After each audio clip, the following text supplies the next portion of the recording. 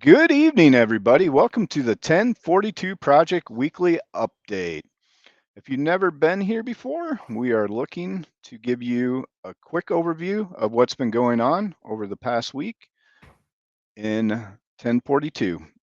I'm going to quickly turn it over to Dan so he can give us a quick overview of what the organization is if this is the first time that you have joined us.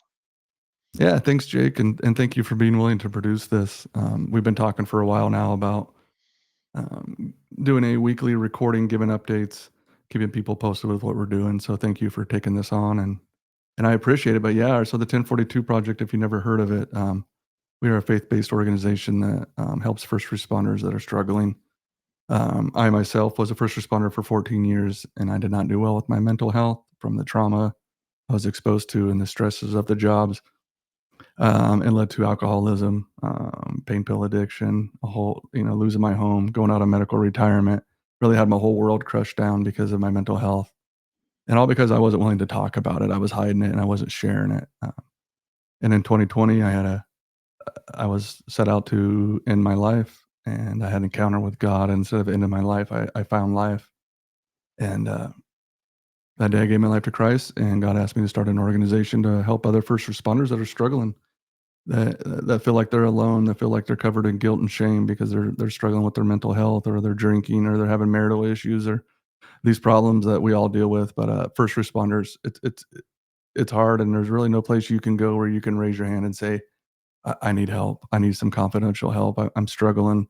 I can't go to my department and be honest with them, but I need somebody to help me. And that's what our organization is for. We're there to first responders reach out to us here in the state of Iowa. We meet with them, we sit with them, we figure out what's going on. We're not there to tell them what to do. We meet with them in their storm, and we show up for them. We're there to listen, to understand. Once we hear what's all going on, we just provide them an opportunity to all the different resources that are out there in the nation. We share with them, and we build a plan to help that person, whether it's treatments out of state, or whether it's just retreats here in state through our own organization, or it's through our groups that we have. We show up for our first responders in a way that no organization's doing. We show up with being open, honest, and transparent about the struggles that we deal with as first responders, and we're very open and honest, and we talk about it.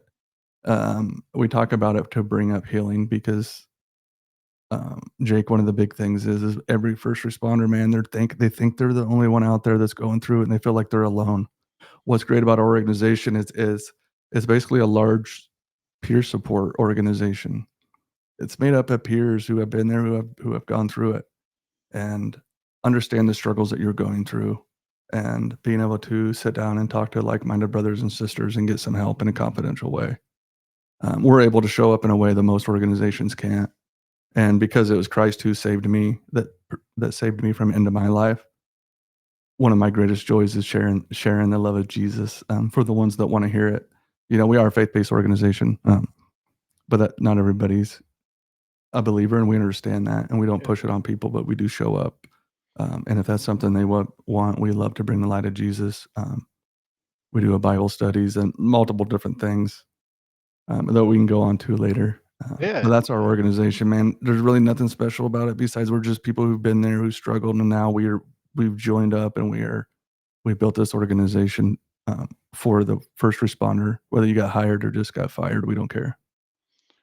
Yeah, that's awesome. You're providing some amazing resources to the community. I was just happened to be on the way home from the gym the other night, and there's a two-car accident not too far from where I lived. And Mhm. as the state patrol went by and the county sheriff and the three or four fire trucks and whatever, I was like, man, I can't imagine what they're having to go through and what they're probably going to have to process afterwards. And so Yes. your organization came to mind right away that you guys are doing that great work. And so, and it's Well, also thank you. great to hear about your walk in faith as that's where we got to meet each other is when Yeah, we both showed up to plant a church in Des Moines and do that extremely rewarding activity.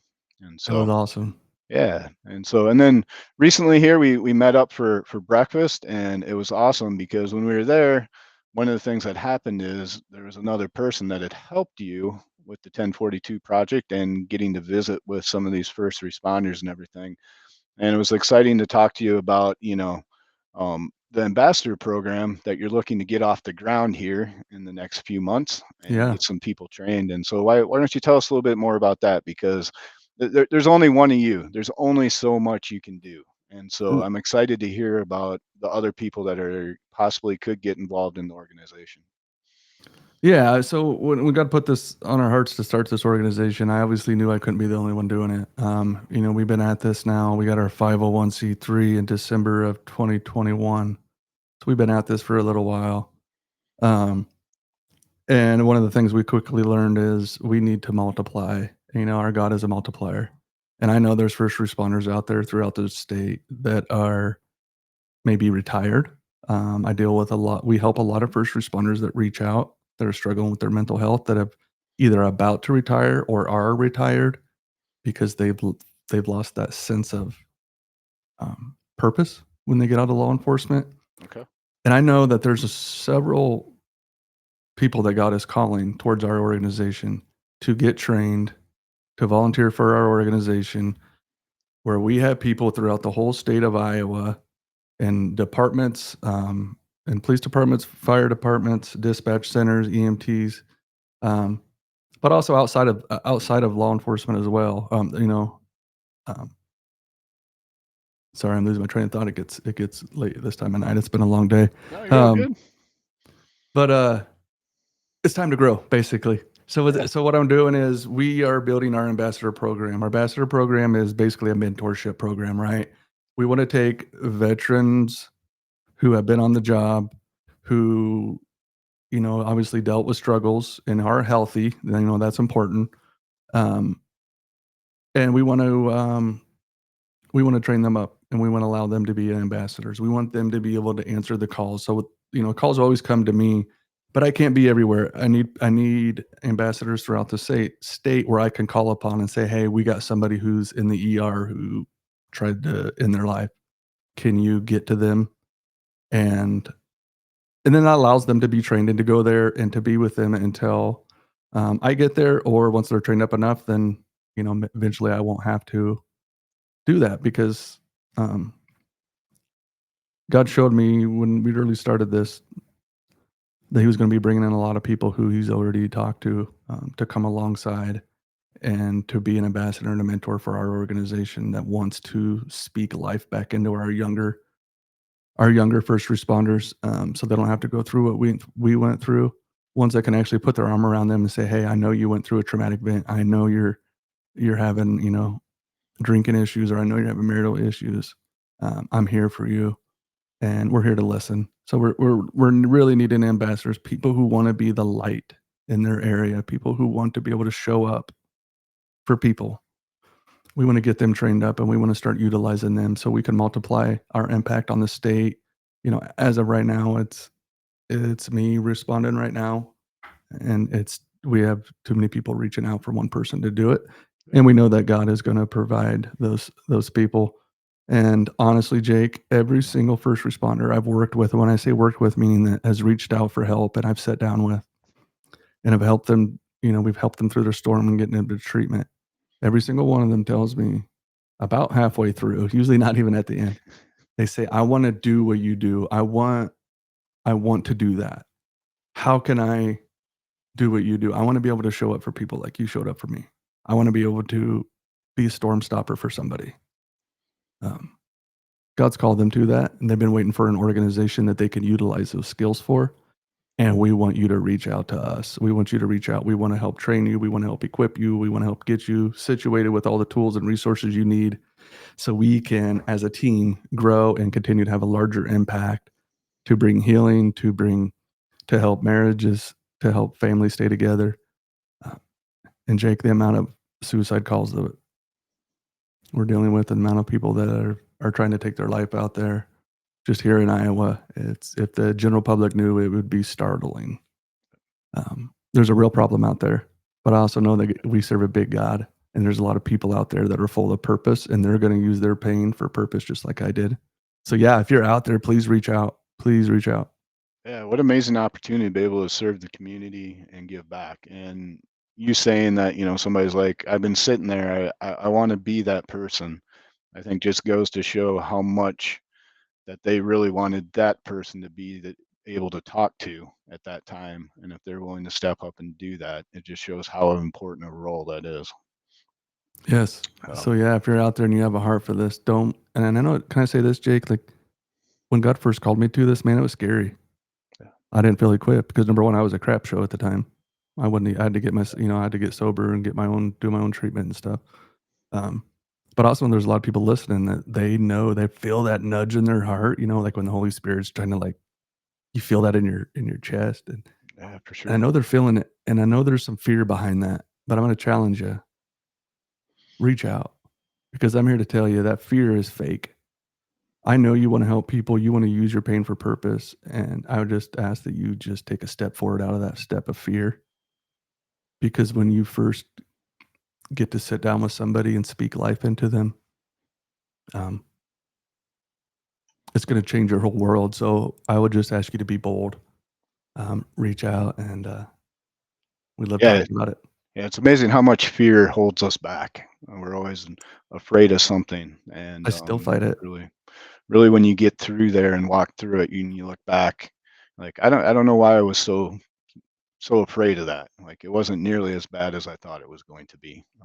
Yeah, So let's talk about some of the things that you've been over the last few weeks. Looking at your updates on Facebook and other places, it looks like you had an amazing opportunity to join Life 107.1 yeah, on their podcast. Can you tell us a little bit about that and where they can find that? yeah. That was fun. We got an email from Christy. I'm sorry, I might forget her name. Yeah. And she runs one of the podcasts at 107.1. She had heard about us and asked if we'd come in for Life and Family was the name of the podcast, I believe. And my wife and I went there. We got to go to their studios, which is kind of cool. And you're hearing my cat meow right now is what you're doing. That's okay. Hey, Okay, I want some attention. hey, I used to hate cats, and then my daughter wanted a cat, and now I just love cats, man. This little cat Remy that's in this room right now, she's like my little therapy cat, man. She knows when I'm sad, and she'll come and crawl up on my chest when I'm crying or something like that. It's very cool. I But have yeah, three daughters that would be like, "Hey, you need to talk him into letting us get a cat." So, yeah. So anyway, sorry, we got a little squirrel. yep, yep. No, there's Cat. nothing wrong. Yeah. But yeah, we got invited on there, and we got to share about our organization, some of the things we're doing, and it was a blessing just to be invited. And the more we can share what we're doing, and sharing what not what we're doing, what God's doing through our organization, and the more the impact and the testimonies that people hear. Um, Yeah, and you can probably head on over to 107.1's website, and I think there's a link on their page, their podcast series that you can click on to get to it. yes, thank you. Sorry, I was getting distracted by Yep. my cat again. No, you're fine. So, But yeah, it was fun. yeah, so one of the other things we talked about too is that, over the past, several months or whatever, that you became a part of the CISM team here in Des Moines. And can you kind of give us a brief overview of what that team does and the role that it provides in the community? Yeah, actually, I just had my final interview with them today. You do it through the Red Cross, and it's Okay. probably a lot of our listeners know, but if you don't know, CISM is an acronym, CISM, and it stands for Critical Incident Stress Management. Okay. And what that is when there's a traumatic event. Let's use the Perry shooting as an example. Um, when the Prairie shooting happened, they called in the Central Iowa. I'm part of the Central Iowa team. They called in the Central Iowa team, and they arrive and they do a debriefing for all of the officers, all the dispatch, all the first responders that was involved in that traumatic event, and we get them in one room and we have a debriefing where we all sit in a circle. We talk about the details of the call and we talk about how people are feeling. Um, it's the work that this group is doing. To be part of their team, Jake, I'm pretty excited about it. John and Diane are the ones that are running it right now, and they're doing a fabulous job. And this whole CIS team, man, it's another opportunity, in my opinion, to be able to show up for people and then for afterwards being able to be a resource for them if they need more resources. And if we can get to our first responders, Jake, right after that trauma just happened, after a day or two, or the day of, depending on when it is, if we can get to them, man, that's when we can start really saving lives. Okay. Because that's when the devil's attacking them, man, is right after those. So that we get to be there, we're there to hear them and give them the resources. And then at the end, when we're done with the actual CISM training, and then that's when I'm just allowed to be a person and a founder, and that's when I can talk to people who need the extra help or want prayer, stuff like that.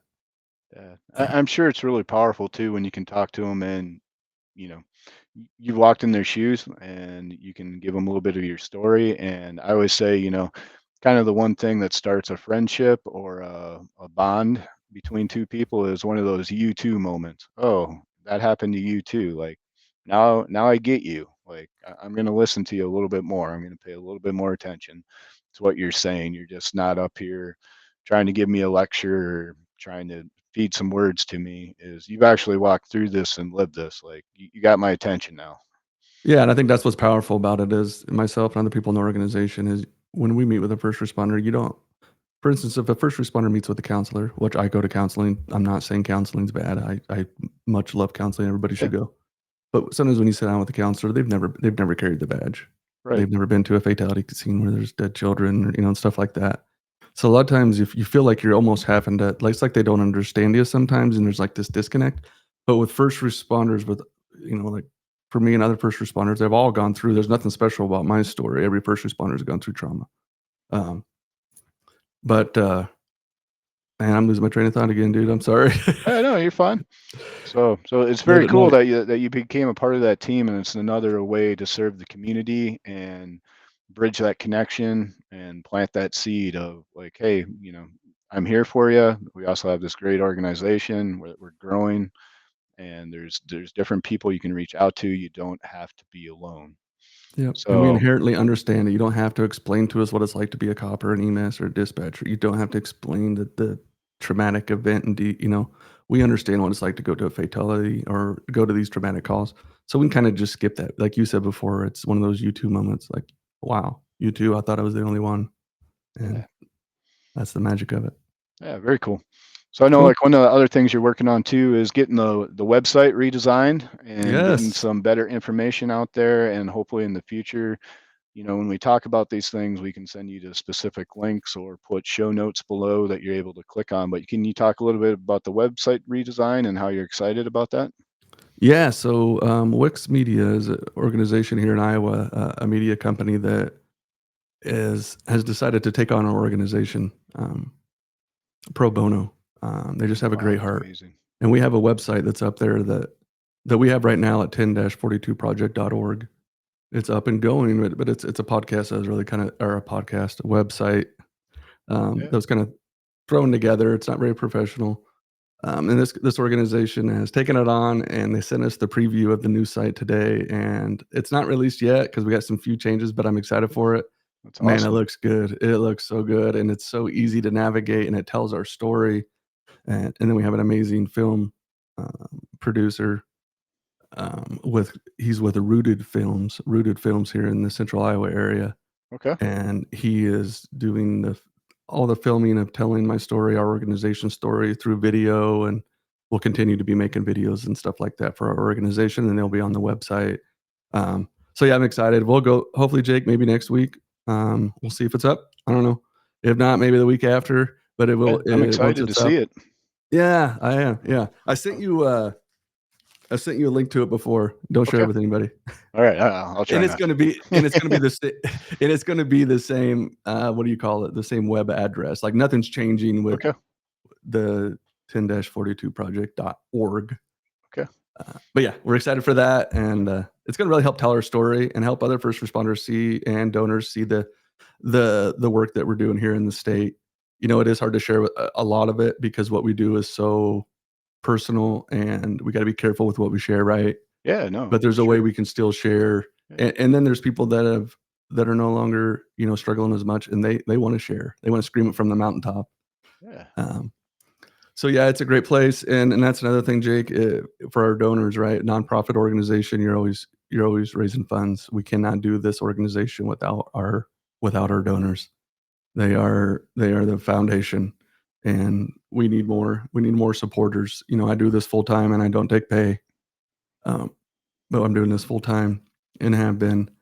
But we're coming to a point where we have to get this funded, not just myself Yep. funded, but get our the retreats we have coming up, get all this stuff funded, and we can't do that without donors. So if you're somebody that's out there and you're like, man, I have a heart for first responders, or I have a heart for what your organization is doing, please, you can go ahead right now and go to 10-42project.org, pray about it, ask God what He wants you to do, and if you feel called, we could sure use your help. We're trying to raise our money to get us funded for all of next year as well. Yeah, I think and it's I think some people get caught up too when it comes to that. And I think the big thing to remember is no matter if it's $1, $5, $25, it all adds up and it all makes a difference. You don't have to come through with some huge donation. If a bunch of people, just give small amounts, it's going to go a long ways. So don't feel like, oh man, I can't contribute enough. Like anything is welcome from $1 on up. So don't feel like you're obligated to give a certain amount. right, and there's more. It's time, talent, and treasure, right? It talks about that in the Bible: time, talent, and treasure. And some of you guys have talents that you could help our organization with. That's huge. Talent, your time, your treasure, but the main thing you can do, Jake, and this is the number one at all, and there's going to be one on our new website, but is prayer. We need prayer because prayer matters. Yep. Prayer matters. We need prayers for our organization, for our responders, for the people we're responding with. Prayer over our organization, prayer over all of our board members and all of our team members, because that's key. Prayer is number one. And then after praying, if God is calling you to help us out, then go to our website and we'd love to talk with you, or you can call my cell phone anytime at 515-350-6274. And I stay available for all of our first responders. All right, that's awesome. Well, I appreciate you sharing all that information, and we look forward to seeing where we go in the next few months as we work through everything. So one of the things we're hopefully going to do here in the near future is we hope to go live on a weekly basis and make it a little bit more of an interactive chat, and hopefully have people come in and be able to leave comments, maybe ask questions. Definitely be, you have an ability to stay pretty anonymous. If you're struggling, you'll be able to put that out there, be able to reach out for help, anything like that. So we're kind of up in the air on when we want to do those live shows. So in the comments below, if you're willing to put what time you think would work best, that you would be able to tune in and be a part of the show, please leave that below. And then the other thing too is we want this to be an inclusive time for anybody that wants to share. And so the other thing in the comments below, if you're ever interested in coming on the show and sharing your story or being able to share something about the community, we'd love to have you on and allow you that time and the platform to be able to do that. Yeah, and real quickly, Jake, there's also a Shared Voices podcast that we have that's been going. We're on our third season now. It's on YouTube and Spotify and all the major streaming networks too, where we kind of go more in depth with guests, and it's called Shared Voices. It's on all the major platforms, but that's the goal, is to come on and share voices of other first responders, because when we recover loudly, Jake, we keep others from dying silently. And when people can come on and be willing to share their stories and be open and honest, it unlocks freedom for the others listening. So that's awesome. I'm glad you pointed that out, because that is an amazing series. I've watched several of those, and the stories that the people tell are pretty good. So Yes. And again, I want to say this real quick before we're done. We all, our support isn't just for the first responders, for the families. We understand that these struggles that come with the first responder world, it's not just the first responder, it's the family. So if you're a spouse, if you're a mom, a dad, if you're worried, you got questions, reach out. And like Jake said, we'll try to answer those the best we can. But we want this to be, like Jake said, interactive, where you guys are part of it, because we want this to be not just Jake and I talking. yeah. So yeah. Yep. exactly. Cool. Want to help as many people as we can. Well, So with thank you, that, buddy. yeah, we'll wrap it up for the night, and we'll get back with you hopefully next Tuesday with another broadcast. And I hope everybody has a great week. We'll talk to you soon.